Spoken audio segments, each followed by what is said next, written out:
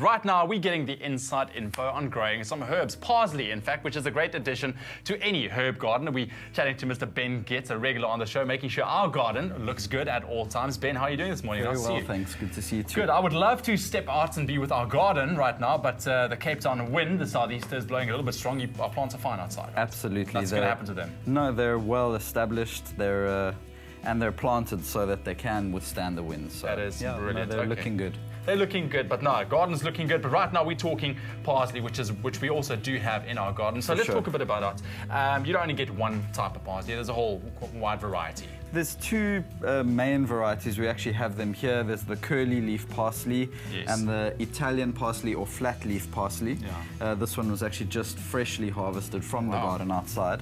The Italian flat leaf parsley has a slightly stronger flavor and is generally preferred for culinary use, whereas the curly leaf is really good for garnish. They're really lovely to have in the garden both. Yeah. Exactly. All right, so what makes it such a great herb for any herb garden? What makes it such a great addition? Well, as I've said, culinary, obviously everyone knows how delicious it is, and it's really great to put in salads and soups and stews and whatever, even just as a garnish, it's great.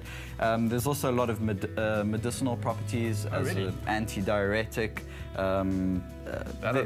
Yeah, there's a lot of, in fact, it was used first as a medicinal plant before it was used as a culinary plant in the history, in its own history.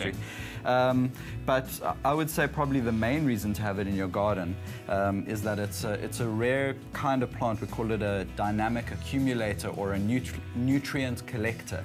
In other words, it's a companion plant, but it's a special kind of companion plant that actually accumulates, in this particular case, parsley, it's magnesium, iron, silica, and then potassium. Those are the particular nutrients and micronutrients that it accumulates in the soil. And then doing organic gardening, we obviously cycle that back into the system through compost, through liquid fertilizers. So it actually enriches the soil as it grows. Absolutely. That's incredible. Whatever grows around it, I mean, brilliant companion for tomatoes and strawberries, and the list goes on. It's really, I mean, in my vegetable garden, it's always there somewhere, kind of dotted between everything else. All right. Yeah. So what goes into growing is, what do you need to take care of? As with most herbs and vegetables, you need quite a fertile soil, so organically rich, well composted. It likes a good amount of moisture, but of course the soil always needs to be well draining. That's it grows very well in pots as well, so that's quite nice, in containers. And the one thing is that it takes a long time to germinate from seed, sort of 6 weeks before it starts poking out. Wow. So it is advisable to buy seedlings if you can.